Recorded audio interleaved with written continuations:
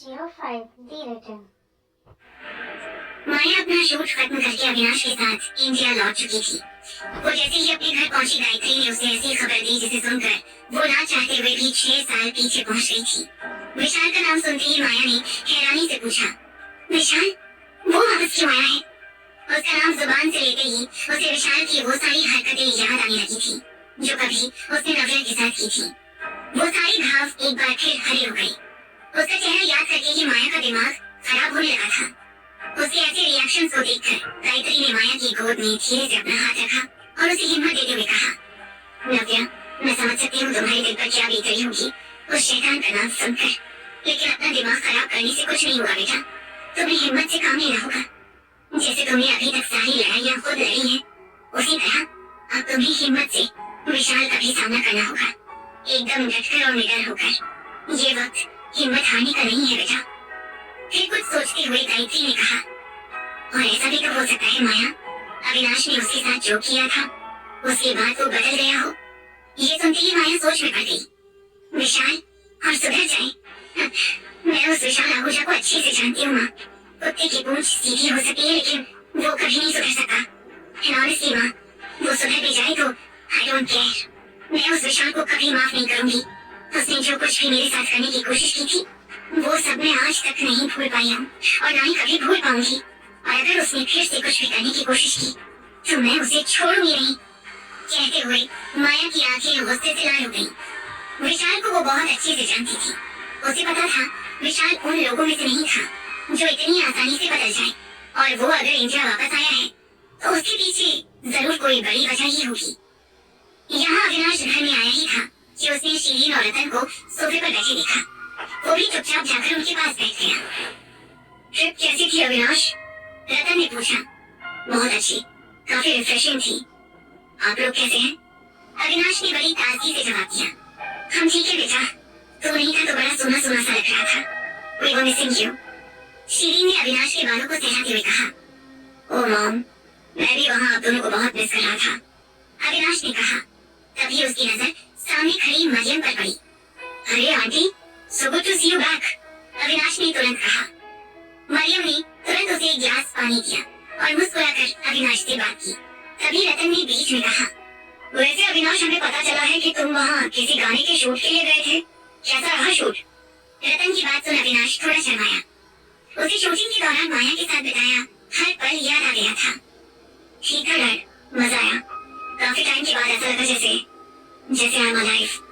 अविनाश को इतना रिफ्रेश देखकर शीरीन और रतन बहुत खुश थे, लेकिन उसी बीच अचानक शीरीन का चेहरा उतर गया। क्या हुआ मॉम, आप परेशान सी लग रही हैं? अविनाश ने तुरंत पूछा। नीमू ने शीरीन और रतन के दिमाग में जो बातें भरी थी उसी का असर था कि शीरीन ठीक से खुश भी नहीं हो पा रही थी, लेकिन अविनाश से कुछ भी तरह के कहने की हिम्मत उसमें नहीं थी। Avinash, we are really worried for you। कभी कभी तो मेरा मन ही नहीं लगता। अविनाश को शीरीन की बातें समझ ही नहीं आई। मेरी चिंता? क्यों मॉम, किस बात की टेंशन है आपको? मैं कुछ समझ नहीं पाया। आप कहना क्या चाहती हैं? शीरीन ने घबराहट भरी आवाज में कहा। अविनाश, पिछले कुछ वक्त से हम देख रहे हैं कि तुम एक जगह टिकते ही नहीं हो। इस तरह कब तक चलेगा बेटा? और इस तरह से बिजनेस भी कैसे मैनेज कर पाओगे तुम? मॉम, आपको तो पता है मैं बिजनेस के साथ कोई कॉम्प्रोमाइज नहीं करता। मैं कहीं भी रहूं, मेरा ध्यान मेरे काम पर ही होता है। आप दोनों को टेंशन लेने की कोई जरूरत नहीं है। मैं म्यूजिक वीडियो करूं या मूवी या कुछ और, उसकी वजह से मेरा काम कभी भी हैम्पर नहीं होगा। रतन और शीरीन को तो अविनाश की काबिलियत पर कोई शक नहीं था, इसलिए उसकी कही हर बात पर उन्हें पूरा भरोसा था। लेकिन तभी रतन ने हिचकिचाते हुए कहा, अविनाश, वो। इतना कहकर वो शीरीन की ओर देखने लगा। अविनाश समझ गया कि कोई और बात है जो शीरीन और रतन के अंदर अटकी हुई है। इससे पहले कि वो खुद रतन से पूछता, शीरीन ने कहा, अविनाश, अभी एक दिन पहले हेमंत और पल्लवी आए थे। वो यहाँ विशाल के बारे में बात करने आई थी। वो विशाल को इंडिया बुलाना चाहते थे। मैंने तो सुना है कि वो इंडिया आ भी चुका है। विशाल का नाम सुनते ही अविनाश का पारा चढ़ गया। उसने तेज आवाज में कहा, उसे जहाँ आना है आए, लेकिन इस घर से उसका कोई रिश्ता नहीं बचा मॉम।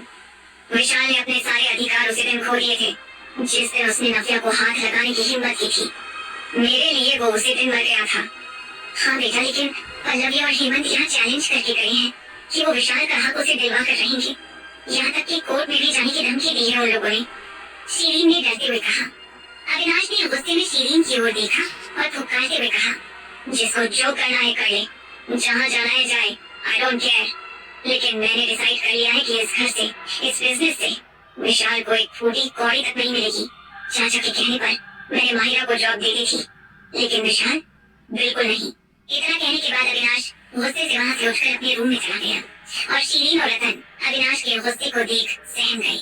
उसे जाते देख शीरीन मन ही मन सोच रही थी, अब एक बार फिर हमारे परिवार में तूफान आने वाला है। अब एक बार फिर हमारे परिवार में तूफान आने वाला है। पता नहीं आगे क्या होगा। एक तरफ अविनाश का गुस्सा था और दूसरी तरफ पल्लवी की चुनौती।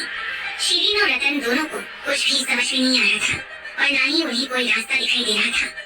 अविनाश अपने कमरे में तो आ गया था, लेकिन उसके दिमाग में अभी भी शीरीन और रतन की कई बातें गूंज रही थी। गुस्से में इधर उधर देखते हुए अचानक अविनाश की नजर सामने टेबल पर रखी नव्या की तस्वीर पर गई। उसने तस्वीर उठा ली और बड़े ही प्यार से उसे किस करते हुए कहा, नव्या, मैं भूला नहीं हूँ उस विशाल ने तुम्हारे साथ क्या क्या किया था। पिछली बार तो वो बच गया था, लेकिन अब वो नहीं बचेगा। तुम मुझसे दूर हुई हो, तुम्हारा प्यार नहीं, और तुम्हारे लिए मैं किसी भी हद तक जा सकता हूँ नव्या, किसी भी हद तक। विशाल को माफी कभी नहीं मिलेगी, and I will make sure of that। कहते हुए अविनाश की आंखें नम हो गईं। उसने नव्या की तस्वीर को अपने सीने से चिपका लिया और अपनी आंखें बंद कर ली, मानो वो तस्वीर नहीं खुद नव्या हो। इधर शूट से लौटने के बाद माया ने उसी एनर्जी और जोश के साथ ऑफिस रीज्वाइन किया। जैसे ही माया ऑफिस पहुंची, सबने उसका बड़े ही एक्साइटमेंट के साथ वेलकम किया। शशांक ने तुरंत आकर कहा, कांग्रेचुलेशंस माया, मैंने आपकी फिल्म का टीजर देखा है। क्या काम किया है आपने।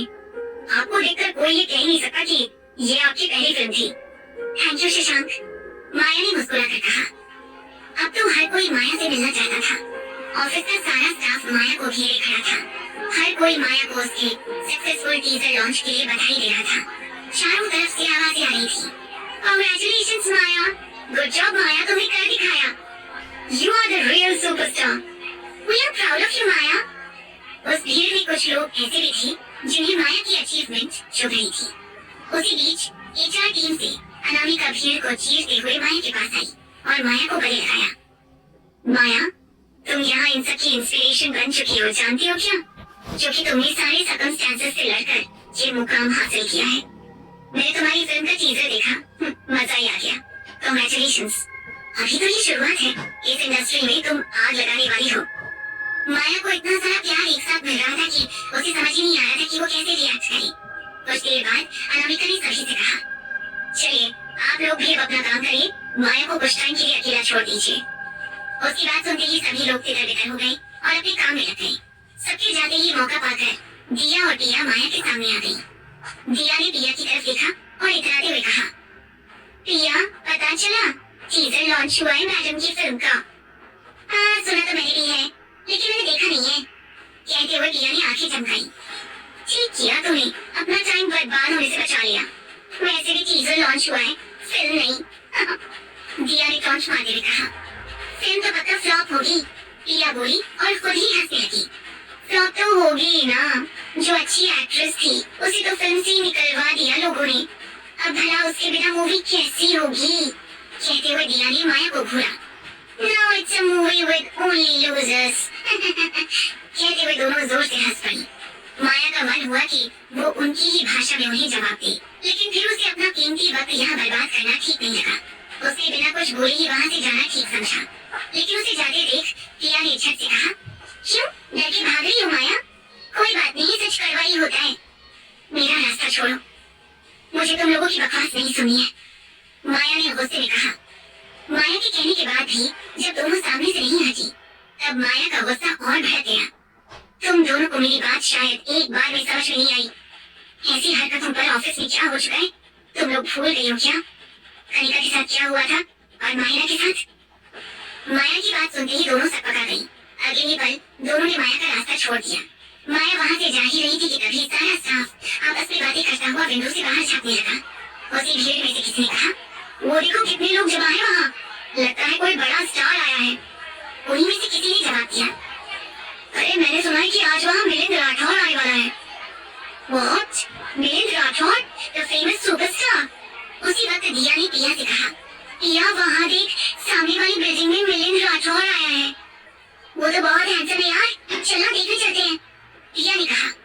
माया बड़े ही शांत मन से खिड़की के बाहर उस स्टार की फैन फॉलोइंग को देख रही थी। वहाँ खड़ा हर एक फैन जोर जोर से चिल्लाकर चीयर कर रहा था। देख रही हो पिया, इसे कहते हैं असली स्टारडम। जब कोई ऐसा स्टार आए तो लोग पागल हो जाए उसकी एक झलक के लिए। पिया ने माया की ओर देखा और उससे कहा, माया आई थिंक तुम्हें भी हमारे साथ चलकर देखना चाहिए। इसे कहते हैं सेलिब्रिटी। इसी बहाने तुम भी कुछ सीख जाओगी। मुझे कहीं नहीं जाना, मेरे पास करने के लिए और भी इम्पोर्टेंट काम है। अनलाइक यू गाइस, तुम दोनों जाओ, माया ने कहा और अपना मुंह फेर लिया। चल छोड़ ना पिया, तू भी किससे कह रही है, इसका कुछ नहीं होने वाला। हाँ, चल हम चलते मिलिंद राठौर को देखने। मुझे तो गूज बम्स हो रहे हैं यार उसका नाम सुनकर ही, दिया ने कहा और दोनों वहाँ से उछलते हुए निकल गई। उन दोनों के निकलते ही माया का फोन बजा। उसने देखा कि कॉल गायत्री का था। माया के फोन उठाते ही गायत्री ने कहा,